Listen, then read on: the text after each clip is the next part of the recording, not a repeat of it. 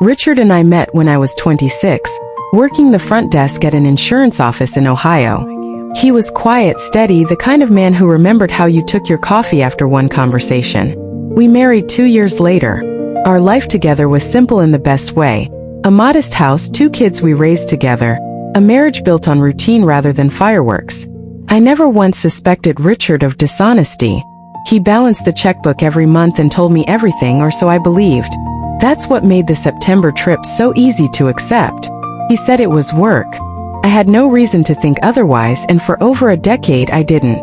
The trip started the 3rd year of our marriage. Always September. Always 3 or 4 days.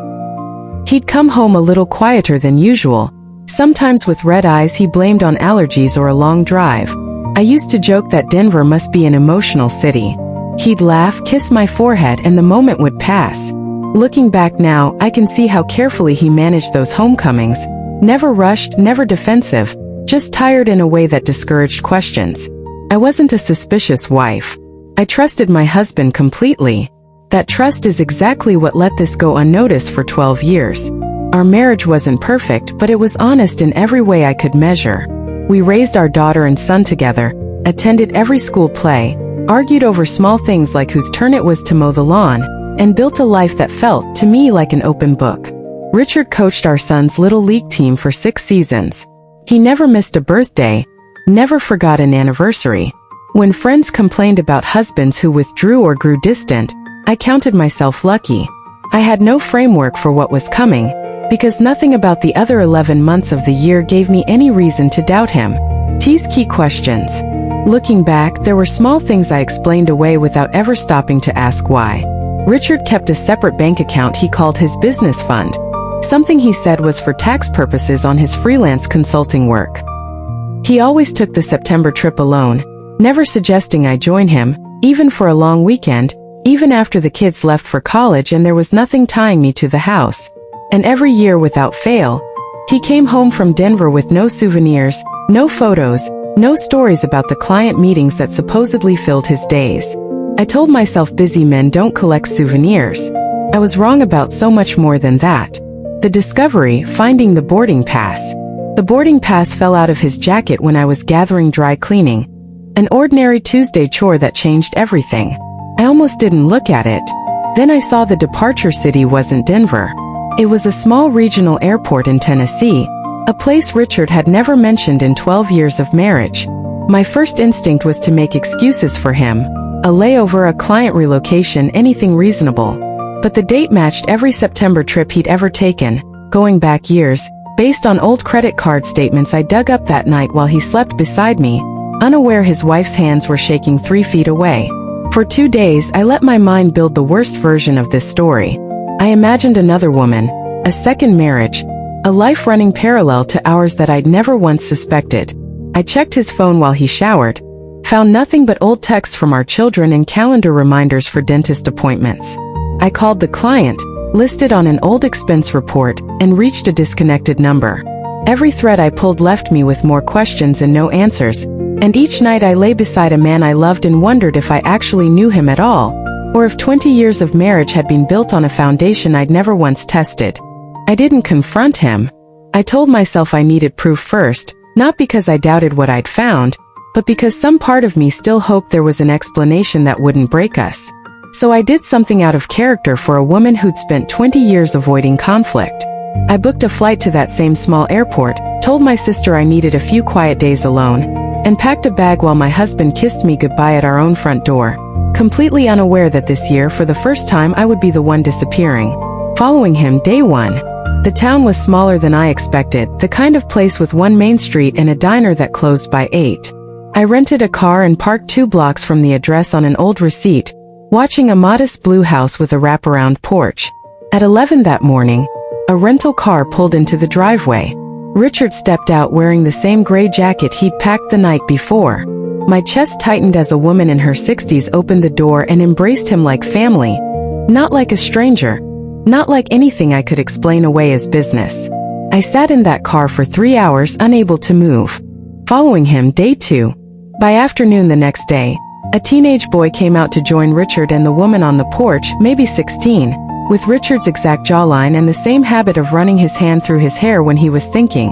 I felt something crack open inside me that I couldn't name yet.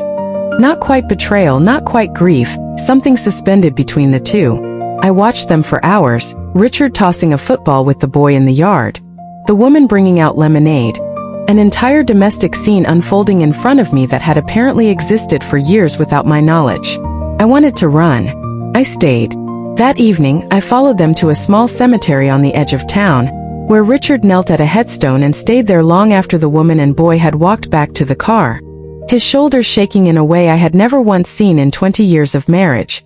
I sat in my rental car at the cemetery gates, watching my husband grieve someone I'd never heard of, in a town I'd never visited, for reasons I couldn't begin to guess. Whatever this was, it wasn't an affair happening in the present.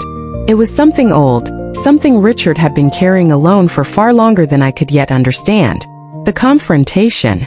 I waited until he returned to his rental car before I stepped out of mine. The look on his face when he saw me wasn't anger. It was relief, the kind that comes after carrying something alone for far too long.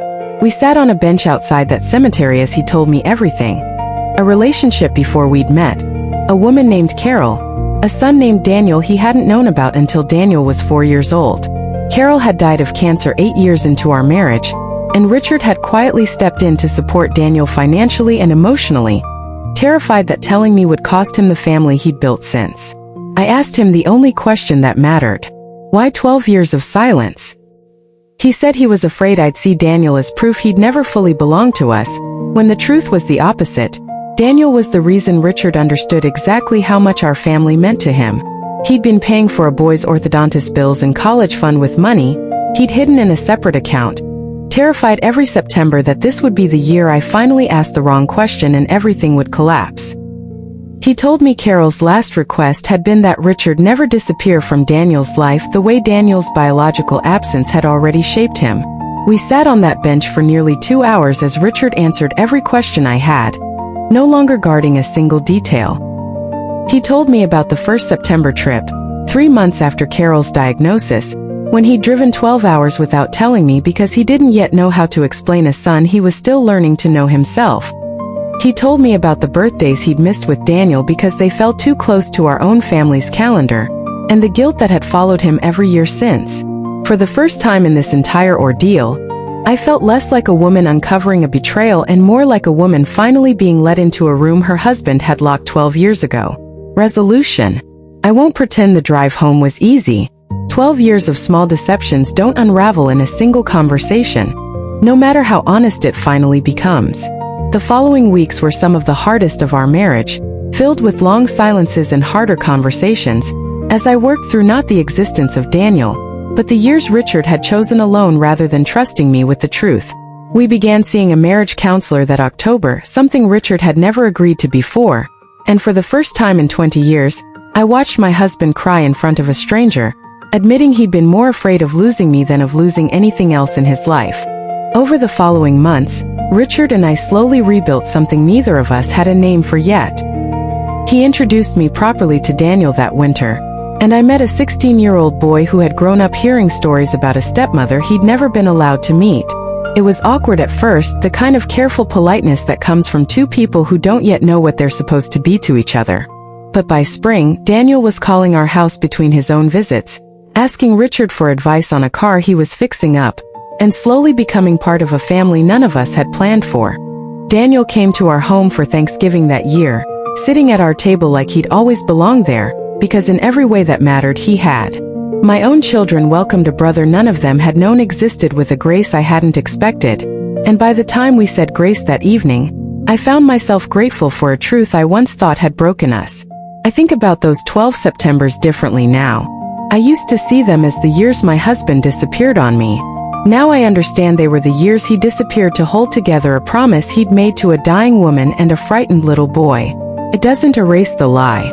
Richard and I still work through what those 12 years cost us, in trust and in time we can't get back. But it taught me that some secrets aren't hiding a betrayal. They're hiding a burden someone was too afraid to ask for help carrying.